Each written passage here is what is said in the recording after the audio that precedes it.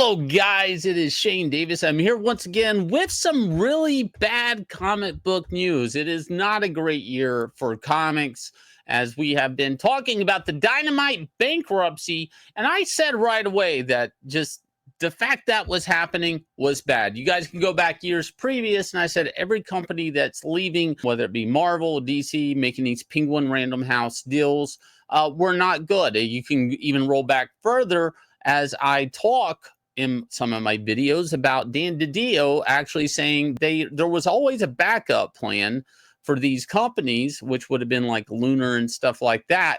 But why were they doing it then during COVID? Why act on this backup plan? Now, ideally, when these companies were leaving Diamond, it's kind of like when a shop leaves a strip mall. The rest of the rent falls back on the shops that stay there. The rates kind of go up, or the service isn't so great. Basically it's a tent falling down. Every big pole that leaves, whether it's Marvel, DC, Image. I think Image was the last big one that hit them when they filed for bankruptcy. Image was really hanging in there and actually criticizing Marvel and DC for even considering leaving. Now, this is the cause. There's cause and effect here of bankruptcy, right?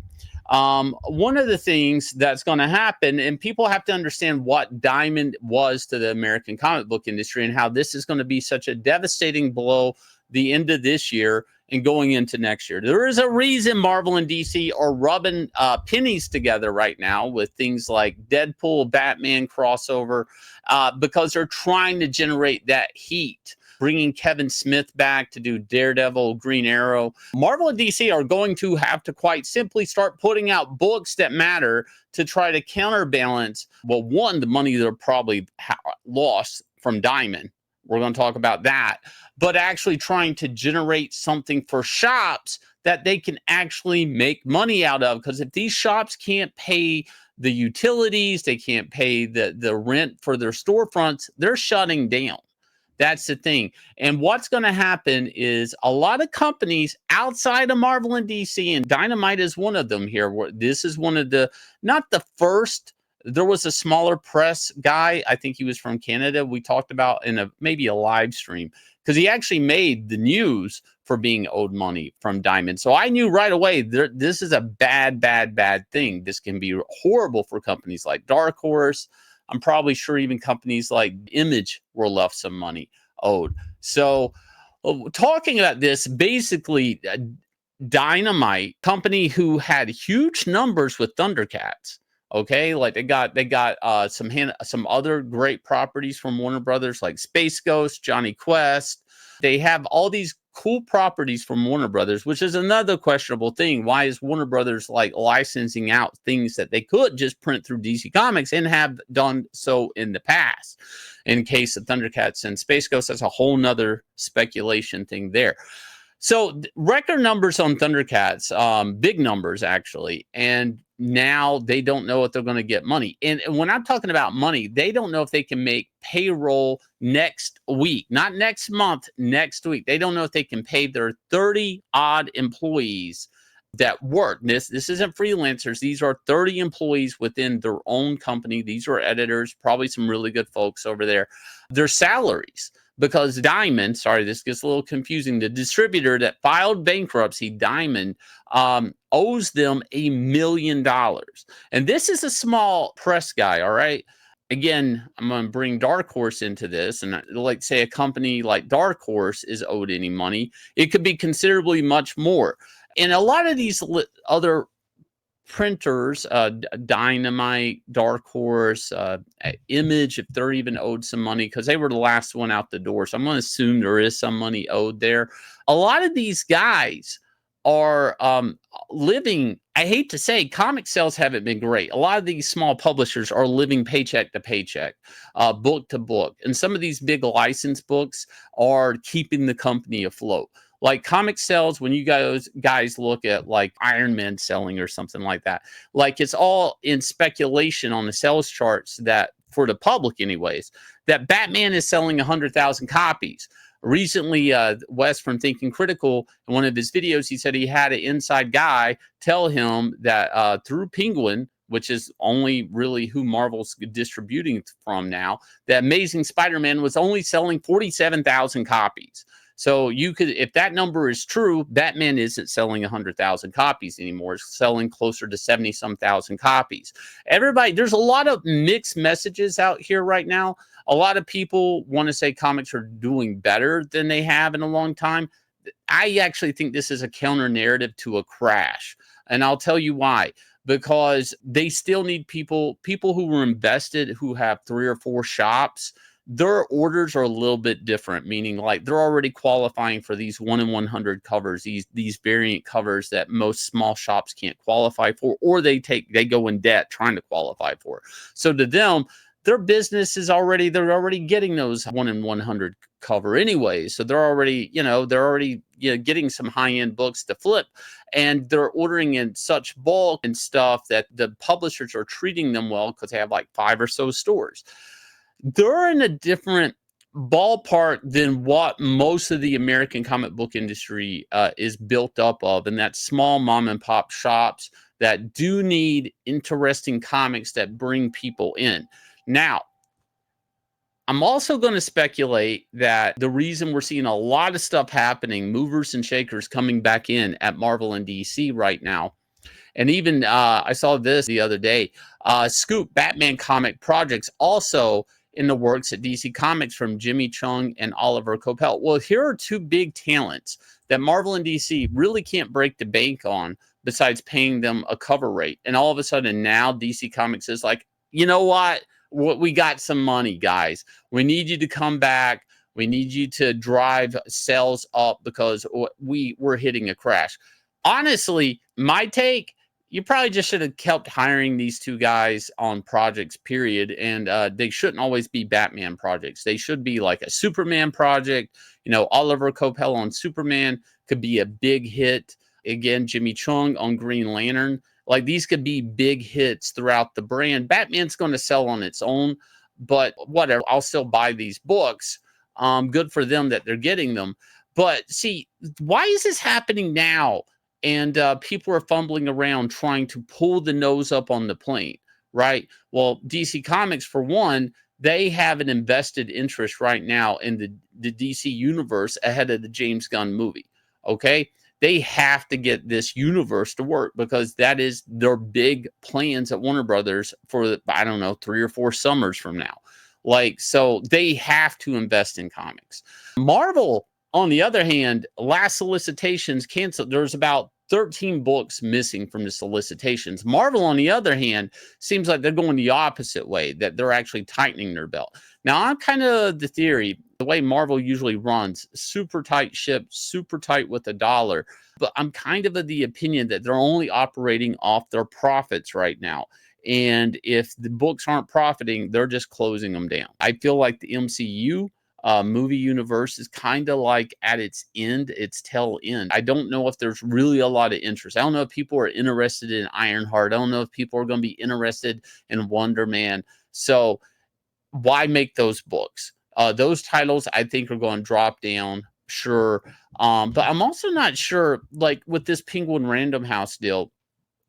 See, Penguin Random House is a book publisher. They're not just a distributor. They actually generate and make books. And there's some people like Joan Hilty and stuff that used to be DC Comics editors that actually work at these companies. So it's really easy for Marvel, or say Disney in this case, to just license out Marvel Comics to Penguin Random House. Like, they're already 1 foot in the door there, to just saying, you know what, we don't need the real estate, we don't need the employees and have to be, responsible for their health insurance. We just need the properties to exist, and we're already doing business with Penguin Random House. How about we just let you guys handle the publishing? If this nightmare scenario happens, okay, follow me on this, it could be completely catastrophic to the American comic book industry. People are going to be like, I'm over exaggerating, and I'm not. Because I'm not sure Penguin Random House is really all that interested in very perishable, it gets a dent in the corner pamphlet, floppy, paper and staple books. To them, they're just going to be like, let's do perfect bound, let's do original graphic novels. They're going to look at it that way. And then they're going to start looking at the marketing of those books. And the marketing, and take it from me, working in original graphic novels like Superman Earth 1 and stuff, is completely different. The timetable in the book market and the way things are put in a catalog and how far in advance, a lot different than the Diamond catalog.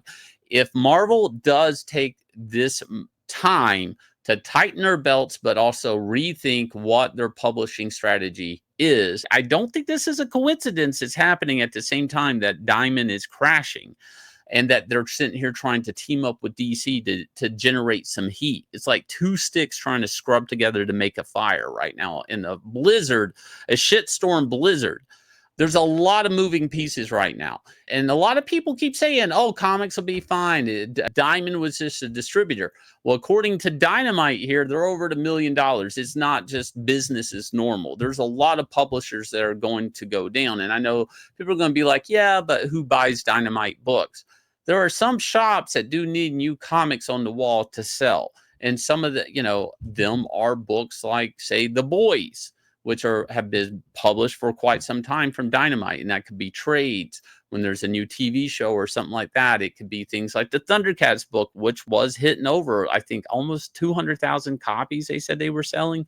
So, like, of course, a lot of covers and stuff, but still, that's money technically generated for comic shops that were ordering and selling those books if they sold through. Like, having a lot of these small publishers going down, and even Dynamite here says that there's other publishers too that are owed money the same way. This is devastating for the American comic book industry. We're talking tons of creatives. Pretty soon, I guess, 30 Dynamite employees that could be editorial staff to, I don't know, production people. This is catastrophic. And to think that this isn't going to have a certain type of effect on the brick and mortar store next year is idiotic. And it's weird. A lot of people aren't really wanting to size this up. I will give props to Bleeding Cool in a way for actually reporting on the Diamond stuff, but it's very convoluted. But the simple thing to understand is Diamond was holding the cash for any one of these publishers for 3 months to 2.5 months to 3 months. They were holding the cash. If it was returnable, then it was 6 months that they're holding the cash for returns. So there's a big pot of money here and a lot of people not getting paid. I feel really bad for the people if you're at Dynamite and they're not getting paid next week. If you guys will hit like, subscribe, ring the bell for notification. Let me know your thoughts below. If you have any insider information on any of this, you can always hit me up through our email on 9livescomics.com. We've got tons of industry friends that have been talking about this throughout the week. But a lot of this stuff is really behind the publisher's door. So also, Annatomic is our new book that people love to hate over here at 9 Lives Comics. A lot of haters really hating to see this campaign move. Get over here and consider backing it. $81,188, moving on up to 6 figures, hopefully, but only with your support. This is crowdfunding books. So when this campaign ends, you will get a copy. But if you want to know about the world of Inglorious Rex, you can go to shop right here on 9 Lives Comics and pick up Inglorious Rex here. Or just start with Annatomic because it is a prequel book. And if you like Annatomic, then you can go back, or I'm sorry, purchase in our store Inglorious Rex 1 and Inglorious Rex 2. I'll leave you guys with a trailer for this smash hit comic, and we will catch you guys again with another video.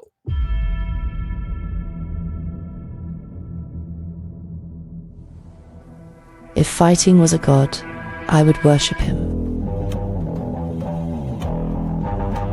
I would bow to him. I would pray for victory.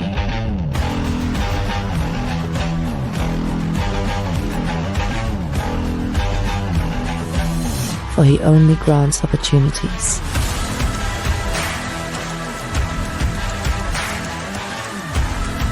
But behind every god lurks a devil. And the devil wants me to take a dive. My name is Annatomic.